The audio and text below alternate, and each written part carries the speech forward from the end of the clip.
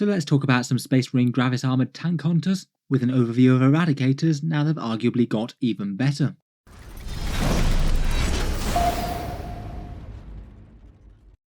Hello and welcome back to Auspex Tactics, where today we're talking Space Marines, and in this video I thought we'd do another focus unit review, looking at the Eradicator squad.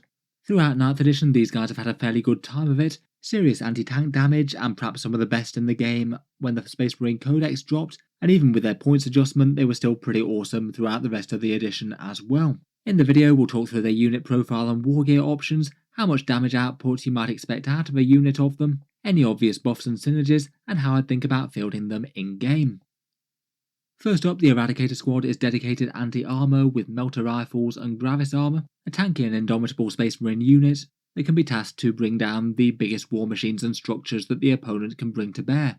At current prices their miniatures are £32.50, €42 or $55 from Games Workshop, not terrible in terms of points per dollar on the tabletop, and for that you get 3 chunky Space Marine Gravis miniatures, a recent Primaris Space Marine sculpt from towards the start of 9th edition. The main options in the kit are the choice between melta rifles or heavy melta rifles. Mainly the difference is just a bit of cabling, to be honest, not the biggest issue in the world, and you can choose to equip one with an even more dangerous multi-melta if you want to. A kit without the options did also feature in the Indomitors box set and the Indomitors of the Chapter box set, and recently they have also featured in that Salamanders Battle Force box set as well, so they have been discounted a few times in the past. If you were looking to pick some miniatures up, Element Games does have them a little bit cheaper in the UK as well, £27 or so rather than $32, the usual 15% discount that they offer. If you're in the UK and were thinking about picking some up anyway, feel free to check out my link in the video description, which doesn't cost you more but helps support the channel if you pick anything up. Onto the rules though, and Eradicators are 45 points per model in Warhammer 40k at the moment, a heavy support choice for the Space Marines, and in the unit you get between 3 and 6 Eradicators armed with melta rifles at base, though currently in Arcs of Omen or their fancier gear, their heavier rifles and the multi-melta, they cost exactly the same. They're fairly slow with a 5-inch move, they've got strength 4 and toughness 5 with 3 wounds and a 3+ save. Not terribly easy to take down on an individual model basis, but not particularly tanky for 45 points in my opinion. The main event are certainly their melta rifles, the standard ones basically a melta gun with a 24-inch range. Quite nice to have that reach on them. It means that they get the d6 plus 2 damage within 12 inches, and the heavy melta rifle option is fantastically scary. A 24-inch range single shot gun with strength 8, AP 4 and damage d6 plus 2 just at base, and if you get within 12-inch range that goes up to a pretty ludicrous d6 plus 4. The multi-melta is the standard issue profile throughout 40k. The thing that makes Eradicators quite so efficient in terms of damage dealing though is their total obliteration special rule. If the Eradicators all focus fire on one target, then all the models get to shoot twice rather than once. Basically it's kind of similar to each Eradicator firing 2 shots, and that multi-melta gets to spit out 4, which is pretty scary for one 45-point model. In general, I feel like this incentivises smaller units of these guys rather than big ones. I generally want to field them in 3s personally, as otherwise if you just commit more, you're in a bit more danger of just overkilling your target and any excess damage being wasted. Overall they're slow moving and kind of mediocre durability for the cost, but they just bring staggering amounts of anti-tank damage. If you need a tough vehicle taken down, then these guys are normally going to be a go-to. In Arcs of Omen, the reason that they got good was that free wargear. Previously you had to pay plus 5 points for a heavy melta rifle and plus 10 for a multi-melta. The upgrades were maybe a little bit borderline before, just about worth it for the cost but not enormously greater than the standard melta rifle. Now they're free, as we'll see, I think that they're pretty well worth it. Perhaps the other reason that made them get really quite interesting in Arcs of Omen though is that Strategic Reserves got free. Previously you'd have to pay command points to put them out flanking the enemy, but now you don't have to, it just becomes a more efficient choice overall. I feel this makes them better as a unit, as they're pretty much a perfect target for this, relatively slow but fragile, but guns that have got long enough range that they should be able to get into something juicy once they pop up from the flanks. Talking of wargear, here's just some thoughts on multi-meltas and melta rifles versus heavy melta rifles. First up, and consider the multi-melta basically auto-include. Compared with the standard melta rifle, it just gets you more hits at the same profile, even if you're on the move. Out of a multi-melta firing twice, you average 2 hits. Out of a regular melta rifle firing twice on the move, you get 1.3 hits. Generally, I'd consider this just about auto-include now. The melta rifles versus heavy melta rifle question is a little bit closer though. The heavy melta rifles are just flat superior when they're stationary, D6 plus 2 damage versus a flat D6 damage when they're at 24 inches. That's over 50% extra damage, very nice to have. The downside is though that when they're on the move they hit on 4s not 3s, and it depends a little bit on the target as to whether or not the extra damage that they get outweighs that or not. Against lighter infantry targets they're usually going to be a bit suboptimal admittedly. The regular melta rifles will do better because they hit on 3s and they're likely to kill them just as dead. They're around about even against 3 wound infantry due to the extra damage compensating for the extra accuracy, at least at 24-inch range. And against vehicle targets, generally the heavy melta rifles still do better even if they move, plus 17% damage at vehicles at 24-inch range, or around about even at 12-inch. Overall from these numbers I'd generally just argue that the heavy melta rifles are just superior full stop. They are going to be better against their chosen target of tanks even if they're on the move. I'm not sure if the extra efficiency against infantry that the regular melta rifles get is really worth the downgrade for that. For chapters that can ignore the move and shoot penalty like Ultramarines or Iron Hands, it won't even be a factor. They'll massively prefer the heavy melta rifles. I guess maybe one other small downside is losing the option to advance and shoot if you take the heavy weapons, though usually you're not going to want to as that ruins that total obliteration special rule. You don't get to double shoot if you're advanced. It's only really worth using if it's going to make the difference between whether you get to shoot or don't due to line of sight or range. Overall, I would argue that the heavy melta rifles and the multi-melta are probably the way to go at the moment for just about every chapter. You could make a case for the standard melta rifles though if you don't ignore the move and shoot penalty. Here's a rough breakdown of how much damage you might expect out of an Eradicator squad. These are just average figures for a squad with 2 heavy melta rifles and a multi-melta at 24 inches or within 12 inches. For this comparison, I've assumed that they're either static or they're playing in a chapter like Ultramarines or Iron Hands where you're not taking the heavy weapon penalty. If you were, then the numbers would be a little bit worse than this, say if they were turning up out of strategic reserve. At 24 inches you could expect something like 2 or 3 dead Terminators, a huge 16 wounds to a toughness 7 vehicle, or around 6 or 7 wounds to a toughness 8 vehicle with a 5+ invul and -1 damage.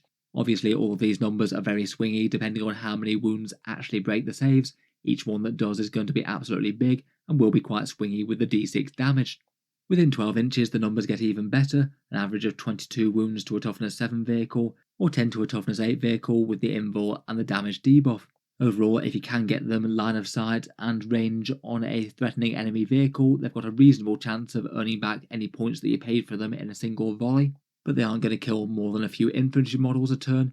They're going to be efficient against Terminators, but not very much against lesser foes.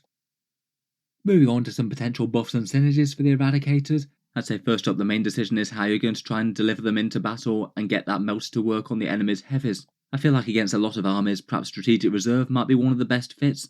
Turn up on the enemy's flanks and hopefully the 24-inch range should get you in range of at least something dangerous. And if the enemy doesn't have enough screening because they're a very elite army or Imperial Knights or something, you certainly could get the 12-inch melta range on something important. Otherwise, perhaps the best option is just going to be starting on the board behind terrain. With a 24-inch range, I feel like you're mainly just going to be able to threaten things moving into the midfield as opposed to any enemy heavies that are skulking at the back of the board that might be a bit out of range. It could be a pretty nasty counterpunch unit though to punish the enemy as they move up their biggest and nastiest threats. You certainly could use a repulsor to transport them, and they did go down in cost a bit. I think in general though it's probably not worth it. They are quite a big threat in themselves, but I usually feel that if your main aim is to deliver a unit, you probably don't want to be spending far more than its cost on a transport. Otherwise, for buffs, character rerolls are pretty nice if they are starting on the board. Maybe start them next to captains or lieutenants for some reroll ones. Chapter master rerolls could easily be worth it if you're trying to bring down an enemy heavy target and you've got the choice of targets. And there's a few different characters that could potentially help with defense. You could get a 5+ invul save option from something like a librarian, or have an apothecary nearby for feel no pain, healing and reviving. I feel like they're likely a unit that doesn't necessarily need the character support, and they're probably efficient enough just to do their thing without worrying too much about being the ones in the reroll bubbles. But if it's possible and you've got a bit of an advancing Space Marine castle, then so much the better. Finally, in terms of useful codex stratagems, I'd say as usual with a lot of Primaris Space Marines, transhuman physiology might give you some of the best bang for the buck. High strength, high AP weapons are usually going to be the thing that takes them off the board the easiest, but I guess if they did get threatened by a whole bunch of damage 1 attacks, then that unyielding in the face of the foe one could be quite nice. That's 1 CP for +1 to your save against 1 damage weapons. Otherwise, Auspex Scan or Overwatch could potentially be interesting if you've got a few melters. It won't trigger the double shoot though, that only happens in your own shooting phase. And Space Marines have some helpful options for shooting as if stationary, which could be handy for heavy weapons in certain chapters, and one for shooting while doing an action if you desperately need to raise a banner or something and still want their meaty damage output.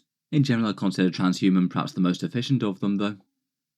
Moving on to different chapters you can use, I feel like throughout the Space Marine options, a few of them are maybe a bit more standout than others. As it seems with quite a lot at the moment, Iron Hands really are very good indeed. Infantry with heavy weapons really like Iron Hands because they get the all-game Devastator doctrine, you get to reroll ones to hit. Ignore the heavy weapons penalty, so you can turn up from Strategic Reserve and fire heavy melta rifles hitting on a 3+, and also boost the AP all game long to AP 5 if it should matter. They've got some pretty nice damage and defensive stratagems as well. One for getting extra damage against a unit that you focus all your shots on is rather nice with Eradicators, that's kind of what they want to do anyway. Otherwise, Salamanders are pretty nasty with them as well. +1 to wound in their tactical doctrine is a huge damage increase, usually an extra 25% damage against toughness 7 vehicles or lower, or 33% damage against toughness 8. That's really quite a nice boost, and the single wound reroll will actually help them out quite a bit when it's on such a big profile. If it's the difference between getting an extra wound with one of those heavy melta rifles that's potentially up to 10 damage, then that's going to be a massive swing each time that converts. The Salamanders maybe don't have quite as much support for the melta weapons as their flamer weapons, but perhaps one other way that you could boost a squad that's starting on the board is full rerolls with Vulcan Hestan. Those kind of full rerolls going off with an Eradicator squad are going to be absolutely monumental damage against whatever they're pointed at. Finally, I think for ignoring the heavy weapon profile, Ultramarines are also kind of stand out for these. Their tactical doctrine allows them to move and shoot as if they were stationary. Due to the way that the core rules work, that wouldn't count from out of Strategic Reserve, but it does count for Eradicators starting on the board. They'd be particularly efficient with any units just lurking behind cover and then jumping out to shoot down enemies on 3s with their heavy melta rifles. Ultramarines tend to be pretty efficient in terms of supporting characters for added damage as well. Rerolls and things will certainly help them out quite a bit. Besides that, just about every chapter I think has at least some added value with them. You could deep strike them with Raven Guard for 1 CP, get some 5+ invuls all game long with Black Templars, plus maybe a Relic Bearer if you were feeling generous. And it's kind of funny that you could have some actually legitimately threatening charge threat out of them with Blood Angels. Turn them up from Strategic Reserve next to a light enemy infantry unit, melt a tank that's in range, and then charge them on an 8-inch charge. In Assault Doctrine, that's going to be 13 attacks with a strength of 4 with +1 to wound and AP -1. That should be enough to wreck most light infantry units if you do get the charge across. So bringing it together in terms of game plan for the Eradicators, first up, as I mentioned earlier, I would like to field them with the heavy melta rifles plus the multi-melta. I think they're both the most efficient at the moment, and I personally want to take them in small squads of 3, either just taking them as 3 in a heavy support choice, or you could even just take 2 of them and break them down into combat squads. The only thing that you're really losing there is the Sergeant's extra attack and leadership.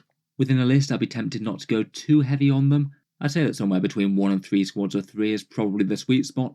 I feel like if you're building out to multiple big units of 5, then you're probably going a little bit heavy into the anti-tank, and you perhaps risk them being a bit more outmaneuvered or just overwhelmed with swarms that they're not particularly capable of dealing with. For deployment, I would strongly think about Strategic Reserve against a lot of foes, depending on maybe just how much screening they've got, or hide them on the board, ideally behind terrain. I feel like they're going to be one of the prime units to make sure you keep out of line of sight. Compared with other Space Marines, they're really not that hard to kill for the points cost. I think you try and want to keep the balance of them being able to get in range of the target without wanting them so far forward that they're going to wind up in combat, and have them as a bit more of a counterpunch unit for the things that the opponent moves forward once they get into effective range. When they get targets on the enemy though, ideally they'd want to be going after the biggest and scariest single models on the enemy army. Ideally toughness 7 things with no invuls are about the most ideal target you can get. Basically though, if it is a big target with a whole bunch of wounds, Eradicators really are going to be quite efficient into them. If they're turning up from Strategic Reserve, you could certainly think about an easy charge target at 9 inches, something that they're going to be able to comfortably bully in close combat like some very light infantry. Against some armies though, you're just not going to want to do that at all, and just have them turn up as a threat that the opponent absolutely needs to kill the next turn if they don't want to eat another round of some seriously potent melta fire. After the initial strike, I'd want them to be moving up towards objectives, ideally deleting more units on the way, again could be thinking about charges if they wanted to, but mainly focusing on just bringing down the heaviest hitters around. If they're targeted, you could think about transhuman physiology or the unyielding stratagem if it is going to make a difference. As for downsides for them, I'd say they really are a unit with strengths and weaknesses. They're just not really very hard to kill for the cost, compared with say aggressors which get the same defensive profile at just 30 points, and their damage output really is kind of specialised, great into vehicles, but a bit lackluster against anything light. They can only really take down one target at a time, and they are fairly slow and short ranged as well, particularly if you want to try and get them within 12 inches, that's often just not going to be possible. For all the downsides though, they remain a very efficient unit. I'm not surprised to see lots of Space Marine lists running them. They certainly do have competitors within the Space Marine Codex though. It feels like Space Marine's got a bit of a big free multi-melta handout recently. There's quite a lot of other places where you can put more melta weapons in a list, and these would kind of compete with Eradicators, I guess. Attack bikes and land speeders are both really quite efficient each in their own way. They don't get as much damage per point as the Eradicators, but they can get it to where it needs to be a lot quicker. Usually should mean that they can get a first strike on the opponent, perhaps even within 12-inch range if they want to. Within the heavy support section, Devastators can be another interesting alternative. Las cannons or multi-melters are both pretty interesting in terms of anti-tank, and they could be drop pods for a first turn melta strike if you wanted one. Perhaps kind of similar for Stern Guard as well. 2 multi-melters and 3 combi melters within a squad is really quite efficient jumping out of the pod. Out of these though, Eradicators do pretty much bring the best raw damage output out of any of them, and that's definitely saying something, and with easy ways like Strategic Reserve to get them to where they need to be, I think they will certainly remain a competitive unit going forward. I'd be quite tempted to take a couple of squads of them in small numbers, either as combat squads or individual units of 3, and have them as anti-armor troubleshooters that the opponent really can't relax with their tanks until they're gone. Finally, just for an example of some Eradicators being used in a top army list, here's an Iron Hands list that I featured on the channel before by Michael Duff, who used to take 5th at the Bolton War tournament. Plenty of Iron Hands things in general going on with this one though. It's interesting to see that there's 3 units of 3 Eradicators here. They're sharing the heavy support section with a bunch of Devastators, loads of units to move around at your will, hitting on 3s and re-rolling 1s. I wouldn't be too surprised if at least some of the Eradicators perhaps went into Strategic Reserve. Let me know what you make of the anti-tank busting Primaris in Arcs of Omen though. Are Eradicators making their way into your lists at the moment, or are they being outcompeted by other good Space Marine stuff? Look forward to hearing your thoughts down in the comments. If you've enjoyed the video, then feel free to subscribe to Auspex Tactics, or I'll certainly keep the regular Space Marine videos coming. If you'd like to see another one similar to this, then feel free to check out my review of Aggressors, that'll be linked down in the video description below. Finally, if you have been enjoying all the videos on the channel, I would just like to mention that Auspex Tactics does have a Patreon page as well. You can find that linked down in the video description too, and it is one of the main ways in which I can keep these videos coming quite so regularly. Channel patrons do get a few advantages, seeing certain videos early each week, regular votes to see what sort of things come next for the channel, and automatic entry into the regular prize giveaways with the chance to win some really big model kits each month. If any of that sounds good to you or you'd just like to help support, the link is down in the video description. In any case, a massive thank you for listening, and I'll hope to see you guys next time.